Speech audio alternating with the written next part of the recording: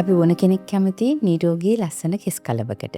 ඉතින් ඒක හින්දාම කොණ්ඩේ වැඩිපුර යනකොට ඒ වගේම හිස කෙස් තුනී වෙනකොට ගොඩක් දෙනෙක් කලබල වෙනවා.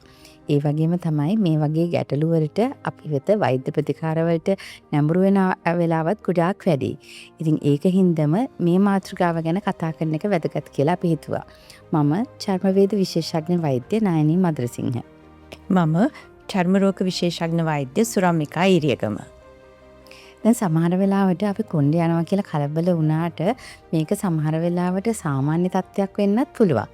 ඉතින් ඒක ගැන පැහැදිලි කරන්න මම මේ කෙස් ගසක් කොහොමද වර්ධනය වෙන්නේ? ඒකට අපි හෙයා සයිකල් කියලා කියනවා. ඒක ගැන පොඩ්ඩක් කියන්නම්. දැන් අපි සාමාන්‍යයෙන් ගත්තාම අපේ හිස් කබලේ තියෙන හිස කෙස් වර්ධක එක එක කාලවල තියෙනවා. එතනින් වැඩි හරියක් තියෙන මේ වර්ධක කාලේ ඒකෙදි කේශ මූලයේ තියෙන සෛල විභාජනය වෙමින් කෙස් ගස වර්ධනය වීමක් සිදු වෙනවා. ඉතින් මේ වර්ධන කාලය එක එක පුද්ගලයාගෙන් පුද්ගලයාට වෙනස් වෙනවා. ඒක සමහර වෙලාවට මාස ගණනාවක් වෙන්නත් පුළුවන්, අවුරුදු ගණනක් වෙන්නත් පුළුවන්. මේ වර්ධක කාලය එහෙමත් නැත්නම් අපි ඇනජන් කියන ෆේස් එකේ දිග අනුව තමයි එක එක පුද්ගලයාගේ හිස කෙස් වල දිග වෙනස් වෙන්නේ. ඊට පස්සේ තියෙනවා తాවකාලික සංක්‍රාන්ති සමයක්. මේක සාමාන්‍යයෙන් සති 2ක් පවන වෙනවා. ඊට පස්සේ මෙම කෙස් ගස් ඇතුල් වෙනවා ටෙලජන් ෆේස් එකට. ඒ කියන්නේ විවේකී සමයකට.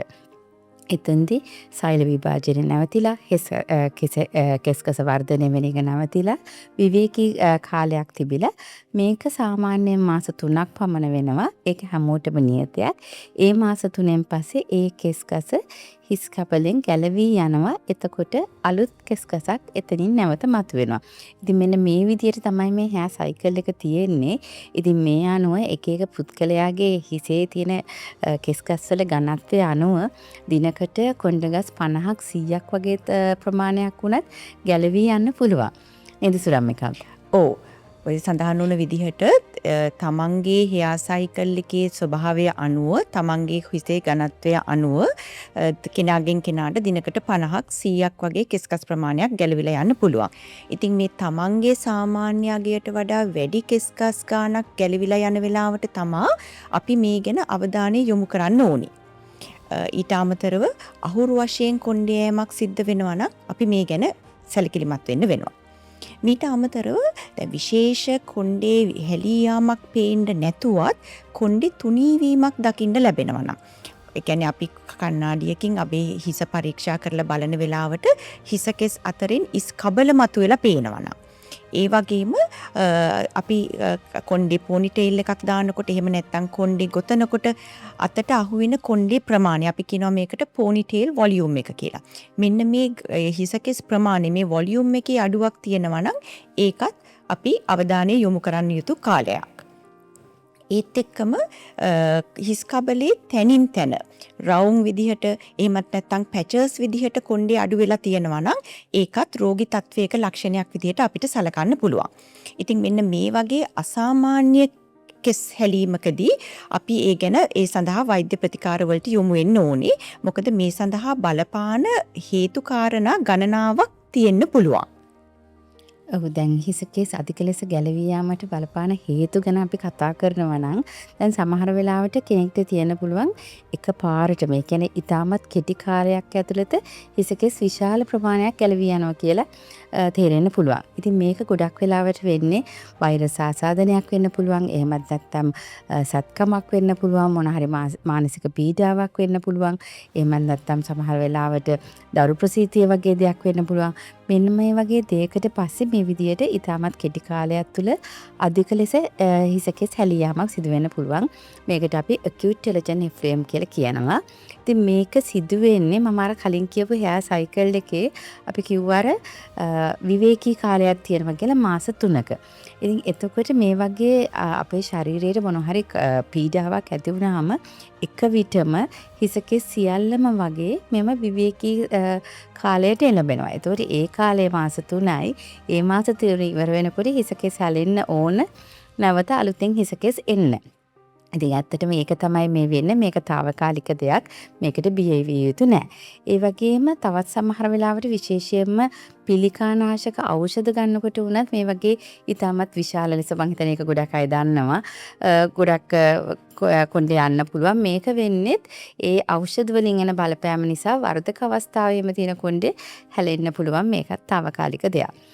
ඊට අමතරව කෙනෙක්ට කාලයක් තිස්සේ හිතෙන්න පුළුවන් වැඩිපුර කොණ්ඩේ යනවා එන්න පොනිටේල් තික්නස් එක අඩු වෙනවා මේ වගේ වෙන්න පුළුවන්. මේකට බලපාන හේතු ගැන කතා කරොත් එකක් තමයි ශාරීරික අභ්‍යන්තරයේ ඇති වෙන හෝමෝන් සම්බන්ධ ගැටලු. ඒතකොට දැන් අපි හෝමෝන් සම්බන්ධ ගැටලු ගැන කියනකොට විශේෂයෙන්ම තයිරොක්සින් හෝමෝන් එක. ඒක අඩු වුණත් වැඩි වුණත් ඒකෙන් කොණ්ඩේ හැලී යාමක් සිදු වෙන්න පුළුවන්. ඒ වගේම තමයි හයිපර් ඇන්ඩ්‍රොජෙනික් ස්ටේට් එක. ඒ කියන්නේ ඇන්ඩ්‍රොජන් කියන හෝමෝන් වර්ගයේ වැඩිවීමක් හෝ ඒකට තියෙන සංවේදීතාවයේ වැඩිවීම නිසා හිසකෙස් හැලී යාමක් සිදු වෙන්න පුළුවන්. මේක ගැහණු පිරිමි දෙපාර්ශ්වයටම වෙනවා. ඊට අමතරව මම හිතන්නේ ගොඩක් අය දන්න දෙයක් තමයි මේ විටමින් සහ khනිජ ලවණ ඌනතාවලින් ඌනතා තියෙනකොට කොණ්ඩේ හැලී යාමක් සිදු වෙන්න පුළුවන්. ඒ වගේම අපි ගන්න සමහර ඖෂධ දැන් මේවා සමහර වෙලාවට ගොඩාක් මේ නිතර භාවිතා වෙන ඖෂධ වෙන්න පුළුවන්. ඒ කියන්නේ සමහර උපත් පාලන ප්‍රති ඒ වගේම කොලෙස්ටරෝල් පාලනය කිරීමට ගන්න ප්‍රති මේ වගේ දේවල් වෙන්න පුළුවන්. ඊට අමතරව තවත් සමහර වෙලාවට පාරම්පරිකව ඒ කියන්නේ ජානමය වශයෙන් හිසකෙස් හැලී යාමක් හෝ විශේෂයෙන්ම හිසකෙස් තුනී වීමක් මෙහිදී තියෙනවා. ඒකට අපි ඇන්ඩ්‍රොජෙනික් ඇලොපේෂියා කියලා කියන්නේ. මං හිතන්නේ අපේ සමාජය ගත්තහම අපි වඩාත්ම සුලභව දකින්නේ මේ ඇන්ඩ්‍රොජෙනික් ඇලොපේෂියා කියන තත්වය. එහෙම නැත්නම් අපි මේකට කියනවා පැටර්න් හෙයා ලොස් කියලා. මෙතනදී වෙන්නේ මේ අපේ ශරීරයේ තියෙන DHT එහෙම නැත්නම් ඩයිහයිඩ්‍රෝ ටෙස්ටොස්ටරෝන් කියන හෝමෝන් එකට අපේ කොණ්ඩේ මුල ටිකක් අසාමාන්‍ය ලෙස සංවේදී වීමක් වෙනවා. මෙතනදී අපි කලින් සඳහන් කරපු හෙයා සයිකල් එකේ යම් වෙනස් වීමක් එක්කම කොණ්ඩේ මුල තුනී වී යාමක් සිද්ධ වෙනවා. එතකොට මේකෙන් නිපද වෙන කෙස් ගස සාමාන්‍ය කෙස් ගසට වඩා ඝනකමින් අඩු, දිගින් අඩු එකක් බවට පත් වෙනවා. මේකත් එක්ක තමයි මේ අපි දකින කොණ්ඩේ තුනී වීම සිද්ධ වෙන්නේ. ඉතින් ඔබ දන්නවා ඇති මේක ගැහණු පිරිවි දෙපාර්ශවයටම බලපාන්න පුළුවන්. මෙතනදී පේන විදිහ නම් වෙනස්. පිරිමි පාර්ශවයේ අපි සාමාන්‍යයෙන් දකින්නේ නළලේ දෙපැත්තෙන් කොණ්ඩේ ඉහළට යෑමක්. එහෙම නැත්නම් අපි කියනවා hair line recession එකක් වෙනවා. ඒත් එක්කම හිස් මුදුනේ කොණ්ඩේ තුනී වීමකුත් සිද්ධ වෙනවා. නමුත් කාන්තා පාර්ශවයේ අපි පළවෙනියෙන්ම දකින්නේ කොණ්ඩේ අපි පීරනකොට බෙදෙන ඉර. එහෙම නැත්නම් කොණ්ඩේ රොද කියන එකේ පළල් වීමක් තමයි අපි මුලින්ම දකින්නේ. ඒත් එක්කම කාලයත් එක්ක ඉසේ මැද කොටසේ අපි කියනවා ක්‍රවුන් ඒරියා එකේ කොණ්ඩේ තුනී වී යාමක් දකින්න ලැබෙනවා. ඉතින් ඉස්සර නම් ඇත්තටම අපි මේ ඇන්ඩ්‍රොජෙනික් ඇලොපේෂියා කියන එක ගොඩක් දැක්කේ අවුරුදු 40 50 ගණන් වල මැදිවිය පහුවීමත් එක්කම. නමුත් අවාසනාවකට වගේ දැන් නම් ගොඩක්ම අඩු වයසින් සමහරට අවුරුදු 20 ගණන් වල හෝ ඊටත් වැඩිය අඩු තරුණ ළමයින්ගේ මේ ඇන්ඩ්‍රොජෙනික් ඇලොපේෂියා එක දකින අවස්ථාවල් තියෙනවා. විශේෂයෙන්ම හෝමෝන් සම්බන්ධ ගැටලු තියෙනකොට උදාහරණයක් වශයෙන් අපිට නිතරම හම් වෙන තත්වයක් තමයි මේ පොලිසිස්ටික් ඕවේරියන් සින්ඩ්‍රෝම් නැත්නම් PCOS තත්වය තියෙනකොට මේ ඇන්ඩ්‍රොජෙනික් ඇලොපේෂියා වගේ රෝග ලක්ෂණ කලින්ම ඉස්මතු වීමක් තියෙන්න පුළුවන්. ඉතින් මේ වගේ මේ ජානගත සම්බන්ධ හිසකෙස් ගැටලු වගේම හිසකෙස් වලට ආවේනිකම ගැටලු නිසාත් කොණ්ඩේ යෑමක් සිද්ධ වෙන්න පුළුවන් නේද? ඔව්. අපි දැන් හිසකෙස් වලට ආවේනිකම දේවල් ගැන කතා කරනකොට එකක් අපිට කියන්න පුළුවන් අපි බහුලතව දකිය දෙයක් කියලා ඇලොපේෂියා ඒරියටක් කියන රෝගී තත්ත්වය. මේක සාමාන්‍යයෙන් වෙන්නේ ඔටෝඉම්යුන් කියන රෝගී කාණ්ඩයට තමයි මේක අයිති වෙන්නේ. මොකද මෙහිදී ශාරීරික අභ්‍යන්තරයේ විසින්ම හිසකෙස් වලට විරුද්ධව ප්‍රතිදේහ එහෙම නැත්නම් ඇන්ටිබොඩීස් කියලා දෙයක් නිපද වෙනවා. ඉතින් මේක මම හිතන්නේ සාමාන්‍ය ජනවහරයේ උඳුගුව කෑව කියලා කියන්නේ. නමුත් මේක එහෙම සතෙක්ගෙන් ඇති වෙන දෙයක් නෙවෙයි. බටහිර වෛද්‍ය විද්‍යාවට අනුව මෙම ප්‍රතිදේහ මගින් තමයි මෙම ක්‍රියාවලිය ඇති වෙන්නේ. ඉතින් මෙහිදී සාමාන්‍යයෙන් අර අපි කලින් කිව්වා වගේ පැචි hair loss එකක්. ඒ කියන්නේ වෘත්තාකාර හැඩයට එක එක තැන්වලින් කොණ්ඩේ ගැලවී යාමක් තමයි සිදුවෙන්නේ. මේක එක පැච් එකක් වෙන්නත් පුළුවන්. සමහර වෙලාවට පැචස් කීපයක් තියෙන්න පුළුවන්. කලාතුරකින් කෙනෙක්ගේ මේක මුළු හිස් කබලටම බලපාන්න පුළුවන්. ඒ වගේම තමයි කොණ්ඩේට විතරක් නෙවෙයි මේක ශරීරයේ අනිකුත් රෝම තියෙන ස්ථානවලටත් බලපාන්න පුළුවන්. ඒ කියන්නේ ඇසිපිය, ඇහිපිහාටු, ඒ වගේම රැවුල, ඊළඟට ශරීරයේ අනිකුත් රෝම ඒ වගේ ස්ථානවලටත් කලාතුරකින් බලපාන්න පුළුවන් වෙනවා. ඊට අමතරව මම හිතන්නේ ගොඩක් අය හිතනවා මේ විටමින් ඌනතා නිසා තමයි කොණ්ඩේ යන්නේ කියලා. සුරම්මිකා මොකද ඒක ගැන කියන්න තියෙන්නේ? ඇත්තටම ඒක මේ කොණ්ඩේ සහ විටමින් අතර තියෙන සම්බන්ධය සරල රේඛීයව පහසුවෙන් පැහැදිලි කරන්න පුළුවන් සම්බන්ධයක් නෙවෙයි. අපි දන්නවා ශරීරයේ ඕනෙම පටකයකට යහපැවැත්මට විටමින් කනිජ ලවණ වගේම අනිකුත් පෝෂණ කොටසුත් තියෙන්න ඕනේ. ඉතින් කොණ්ඩේටත් ඒ වගේම තමයි යහපත් ලෙස කොණ්ඩේ වර්ධනය වෙන්න මේ පෝෂක කොටස් අවශ්‍ය ප්‍රමාණයෙන් තියෙන්න ඕනේ. එහෙම කියලා කොණ්ඩේ ගැටලුවක් ඇති සෑම වෙලාවකම සොයා බැලීමකින් නිර්දේශයකින් තොරව විටමින් ස්පෙත්තක් ගත්තා කියලා ඔබේ හිසකෙස් ගැටලු निराකරණය වීමක් වෙන්නේ නැහැ. මොකද ඒ සඳහා අපිට එහෙම විද්‍යාත්මකව සාක්ෂි නැහැ. නමුත් සමහර විටමින් සහ khනිජ ලවණ කාණ්ඩ සමග කොණ්ඩේ වර්ධනය ගැන අපිට පැහැදිලි සාක්ෂි තියෙනවා.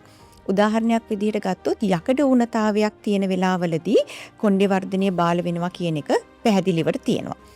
ඒ වගේම විටමින් D මට්ටම ප්‍රශස්ත මට්ටමකින් තිබ්බේ නැත්නම් කොණ්ඩේ වර්ධනය අඩාල වීමක් වෙන්න පුළුවන්.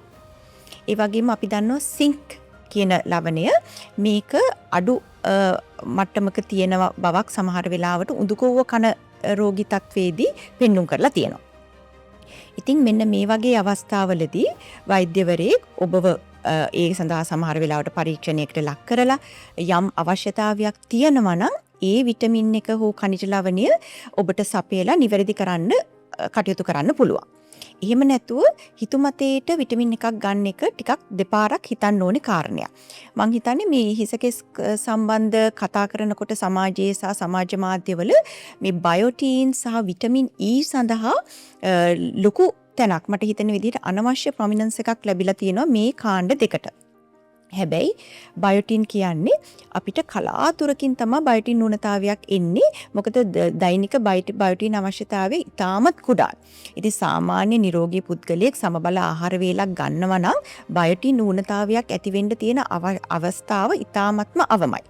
ඉතින් ඒක ඒ වගේම දැන් හිතුමතේට බයෝටින් අරගෙන ශරීරයේ බයෝටින් ලෙවල් එක වැඩි වුණොත් අපිට හිතන්නේ නැති අනවශ්‍ය ප්‍රශ්න වලට සමහරට මුහුණ දෙන්න පුළුවන්.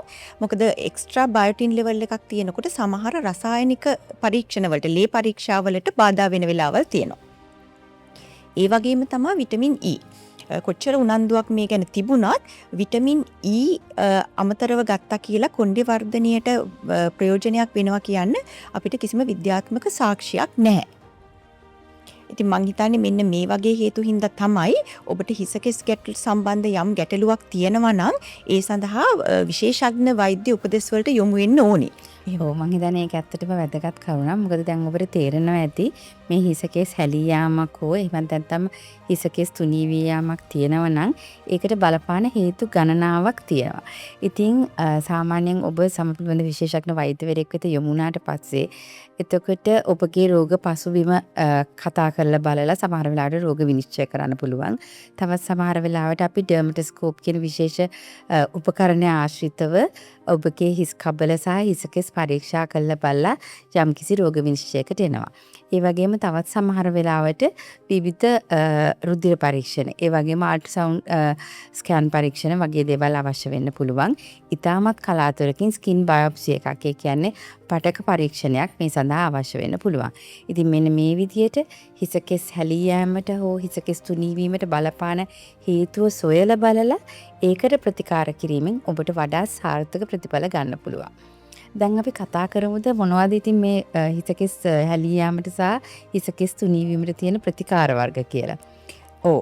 ඇත්තටම ඉතින් ඕනෙම රෝගී තත්වයකට වගේ හිසකෙස් සඳහා තියෙන ගැටලු වලටත් අපිට ඒ ගැළපෙන ප්‍රතිකාරය තීරණය වෙනවා මේ සඳහා බලපාලා තියෙන අන්ඩර්ලයින් කෝස් එක අනුව. එතකොට ඒ තියෙන තත්වය ගැන අදහසක් අරගෙන තමයි අපි ප්‍රතිකාරය තීරණය කරන්න වෙන්නේ. ඉතින් උදාහරණයක් වශයෙන් ශරීරයේ අභ්‍යන්තරයේ පවතින යම් රෝගී තත්වයක් නිසා ඔබේ හිසකෙස් සම්බන්ධ ගැටලුව පැන නැගලා තියෙනවා නම් උදාහරණයක් වශයෙන් තයිරොයිඩ් ග්‍රන්ථිය ආශ්‍රිත ප්‍රශ්නයක් නිසා නම් ඔබට මේ හිසකෙස් යෑම සිද්ධ වෙන්නේ අපි පළවෙනි පියවර විදිහට කරන්නේ මේ තයිරොක්සිඩ් සම්බන්ධ ප්‍රශ්නය निराකරණය කිරීම. ඒ වගේම යම් පෝෂණ ඌනතාවයක් නිසා ඔබේ හිසකෙස් වර්ධනය අඩාල වෙලා තියෙනවා නම් උදාහරණයක් වශයෙන් යකඩ ඌනතාවයක් අපි හඳුනාගත්තොත් සමහර වෙලාවට අපි සීරම් ෆෙරිටින් කියන පරීක්ෂාව කරලා මේක අඳුරා ගන්න පුළුවන්. එතකොට ඔබට අඩු යකඩ මේක ලෙවල් එකක් තියෙනවා කියලා හඳුනාගත්තොත් යකඩ අයන් සප්ලිමන්ට්ස් විශේෂයෙන්ම විටමින් C සමග අයන් සප්ලිමන්ට්ස් ලබා දීලා මේක නිවැරදි කරන්න අපි පියවර ගන්නවා. ඊට අමතරව අපි බැලුවොත් අපි මේ ඉතාමත්ම සුලභව දකින ඇන්ඩ්‍රොජෙනික් ඇලොපීෂියා නැත්තම් ජානගතව ඇතිවන හිසකෙස් තුනීවීම සම්බන්ධයෙන් මේ සඳහා මේකට විශේෂිත ප්‍රතිකාරවලට යොමු වෙන්න වෙනවා. ඉතින් එතකොට මේ වෙන සංසිද්ධිය යම් තුරකට පාලනය කිරීම සඳහා අපිට සිද්ධ වෙනවා ඇන්ටි ඇන්ඩ්‍රොජන් කාණ්ඩයට අයත් ඖෂධ ඔබට ලබා දෙන්න. ඉතින් මෙතනදී පිරිමි පක්ෂයට අපි ඩයිහයිඩ්‍රෝටෙස්ටෝස්ටෙරෝන් එහෙම නැත්නම් DHT බ්ලොකර් එකක් විදිහට වැඩ කරන ෆිනස්ටරයිඩ් ඖෂධය ලබා දෙනවා. ඒ වගේම කාන්තා පාර්ශවය සඳහා ස්පයිරුනොලැක්ටෝන් කියන ඖෂධය අපි ලබා දෙනවා. ඒ වගේම දැන් මෙතනදී කොණ්ඩේ එහා සයිකල් එකේ ඇති වෙලා තියෙන වෙනස සමතුලිත කරලා කොණ්ඩේ වර්ධනය නැවත උත්තේජනය කරන්න අපි ගොඩක්ම සුලභව මිනොක්සිඩිල් කියන ඖෂධයත් පාවිච්චි කරනවා. හැබැයි මං හිතන්නේ අපි වෙත යොමු වෙන රෝගීන් ගොඩ දෙනෙක් මේ අපි ඇන්ටි ඇන්ඩ්‍රොජන් වර්ගයේ බෙහෙත් ඔවුන්ට නියම කරාම ටිකක් අනවශ්‍ය විදිහට කලබල වෙන ස්වභාවයක් තියෙනවා නේද? ඔව්. ඇත්තටම මං හිතන්නේ දැන් මේ සුරමිකා කියපු විදිහට මේ ඇන්ඩ්‍රොජෙනික් ඇලොපේෂියා කියන හිසකෙස් හැලී යාමට හෙවත් තුනීවීමට ලෝකයේ පුරාම පිළිගත් එවිඩන්ස් තියෙන ප්‍රතිකාරයක් තමයි මේ ෆිනිස්ටරයිඩ් සහ මිනොක්සිඩිල් කියන ප්‍රතිකාර වර්ග දෙක. නමුත් ගොඩක් වෙලාවට දැන් මේක ෆිනිස්ටරයිඩ් කියලා කිව්වම DHT බ්ලොකර් එකක් නේ. එතකොට ඒකත් එක්ක එන අර හෝමෝන් සම්බන්ධ ඖෂධයක් කියලා ගොඩක් දෙනෙක් බය වෙනවා. නමුත් මෙතෙන්ද කියන්න තියෙන්නේ එකක් තමයි අපි කොණ්ඩේ සඳහා දෙනකොට මේක දෙන්නේ ඉතාමත් කුඩා මාත්‍රාවක්. ඒ වගේම තමයි මෙම මාත්‍රාව අවුරුදු 10ක් 15ක් වගේ අරගෙන ඒක safe and effective treatment එකක් කියලා කියන්න ලෝකයේ වෛද්‍ය විද්‍යාව තුළ ඕනතරම් පරීක්ෂණ කරලා ඒකට එවිඩන්ස් තියෙනවා.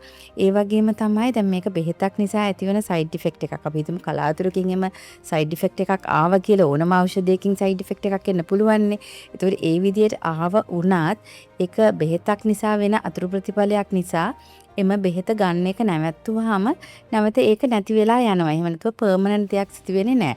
ඉතින් ඒක නිසා මම හිතන්නේ වෛද්‍ය උපදෙස් සහිතව මොකද ෆෙනිස්ටරයිඩ් එකක් දෙනකොට අපි රෝගියා පිළිබඳ පසුබිම් පරීක්ෂාවක් කරන්න ඕන. සමහර වෙලාවට කරන්න කලින් සහ ඒක ගන්න අතර විවිධ රුධිර පරීක්ෂණ කරන්න ඕන වෙන්න පුළුවන්.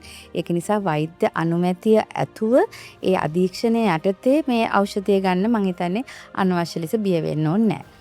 ඒ වගේම තමයි මිනොක්සිඩිල් ගැන මම හිතන්නේ ගොඩාක් තියෙන මිත්‍යා මතයක් තමයි මේක ගාලා නවත්තුවට පස්සේ වැඩිපුර කොන්න යනවා කියන එක. මේකත් ඇත්තටම හැම වෙන දෙයක් නෙවෙයි. දැන් අපි දන්නවා මේක දිගින් දිගටම සිදුවෙන දෙයක්. අපි මේ ඖෂධ මගින් කරන්නේ පාලනය කිරීමක්. ඉතින් මේ පාලනය නැවැත්තුවට පස්සේ ආය කාලයක් යනකොට ඒ ක්‍රියාවලිය පටන් ගන්නවා. මොකද මේක ගොඩාක් වෙලාවට ජානගත හේතුවක් නිසා සිදුවෙන දෙයක් නිසා. එහෙම නැතුව මිනොක්සිඩිල් අරගෙන නැවැත්තුවා කියලා වැඩිපුර කොන්න යාමක් සිදු වෙන්නේ නැහැ. ඔව්. එතනින් එහාට අපි හිතුවොත් දැන් අපි මේ දෙන පෙති වර්ග ආලේපන වර්ග එහෙම නැත්නම් මෙඩිකල් ට්‍රීට්මන්ට් එකෙන් එහාට ගිහිල්ලා කොණ්ඩේ සඳහාම විශේෂිත වුණු අලුත් ප්‍රතිකාර ක්‍රම අපිට තියෙනවා. උදාහරණයක් වශයෙන් PRP එහෙම නැත්නම් platelet rich plasma සහ PRF platelet rich fibrin සඳහන් කරන්න පුළුවන්. මං හිතන්නේ මේක දැන් ගොඩක් දෙනෙක් දන්නවා.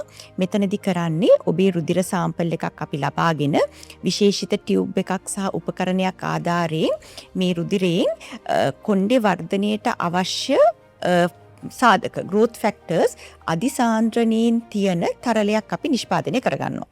ඊට පස්සේ මේ තරලය hair එකේ root එක target කරලා ඉස් කබලට injections මාර්ගයෙන් ලබා දෙනවා. ඉතින් මේක සාර්ථක ප්‍රතිඵලයක්, මේකෙන් ප්‍රතිඵල තියෙනවා කියන්න විද්‍යාත්මක සාක්ෂි තියෙනවා. ඉතින් මේ PRP සහ PRF දෙක සංසන්දනය කරලා බැලුවොත් ඇත්තට මේකේ සුළු වෙනසක් තියෙන්නේ. PRP වලින් අපිට ටිකක් ඉක්මන් ප්‍රතිඵලයක් ලැබෙනවා. PRF එකෙන් ටිකක් දිගු කල් පවතින ඉෆෙක්ට් එකක් එනවා. නමුත් දැනට තියෙන විද්‍යාත්මක සාක්ෂි කොණ්ඩේ සඳහා වඩාත්ම අපිට තියෙන්නේ PRP ප්‍රතිකාරය සඳහා. එතනින් එහාට ගියාම ඔබ අහලා ඇති GFC එහෙම නැත්නම් growth factor concentrates, exosomes කියන නම් වලින් හදවන hair treatments තියෙනවා. මේ වගේත් කරන්නේ කොණ්ඩේ වර්ධනයට අවශ්‍යයි කියලා හඳුනාගත්ත සාධක අදිසාන්ද්‍රණයෙන් යුතු තරලයක් අපි ඉන්ජෙක්ෂන් මාර්ගයෙන් ඉස්කබලට ලබා දීමක්. හැබැයි අපි මෙතනදී මතක තියාගන්න ඕනේ මේ PRP growth factors කියන නම් පාවිච්චි කරපු පමණින්ම අපි බලාපොරොත්තු වෙන විදිහේ ප්‍රතිඵලයක් සමහර විට අපිට ලැබෙන්නේ නැති වෙන්න පුළුවන්. මේකට බලපාන හේතු කීපයක් තියෙන්න පුළුවන්.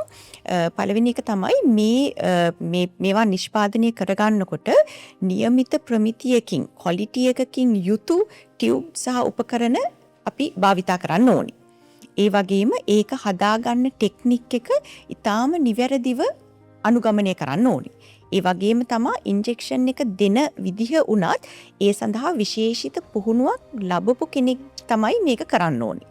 ඉතින් මේ සියලුම සාධක සැපිරුණොත් තමයි අපි බලාපොරොත්තු වෙන විදිහේ හොඳ ප්‍රතිඵලයක් අපිට මේ ට්‍රීට්මන්ට් වලින් ලබා ගන්න පුළුවන් වෙන්නේ. ඔව් මං හිතන්නේ අපි ගොඩක් මේ හිසකෙස් තුනීවීම එහෙම නැත්නම් හිසකෙස් අධික ලෙස හැලී යාමට බලපාන කරුණු ගැන ගොඩක් දේවල් කතා කරා. ඒකට බලපාන හේතු, ඒ වගේ මේවට තියෙන විවිධ ප්‍රතිකාර. ඉතින් මං හිතන්නේ ඔබට තේරෙනවා ඇති ඔබ කෙනෙකුට මේ වගේ ප්‍රශ්නයක් තියෙනවා නම් ඒකට සාර්ථක ප්‍රතිඵල තියෙනවා. ඒ සඳහා සුදුසු ස්ථානවලට යොමු වෙන්න ඕන. ඉතින් ඔබටත් හිසකෙස් තුනී යාමක් එහෙමත් නැත්නම් අධික ලෙස හිසකෙස් හැලී යාමක් තියෙනවා නම් ඒ ගැන කනස්සල්ලටපත් වෙන්නේ නැතුව ඔබට ළඟම ඉන්න චර්ම රෝග විශේෂඥ වෛද්‍යවරයා හමු වෙලා ඒ ගැන හේතුව හොයලා බලලා ඒ ප්‍රතිකාර වලට යොමු වීමෙන් සහ ඒ ප්‍රතිකාර දිගින් දිගට කරගෙන යාමෙන් ඒකෙන් ඉතාමත් සාර්ථක ප්‍රතිඵල අත් කරගන්න පුළුවන් වෙනවා.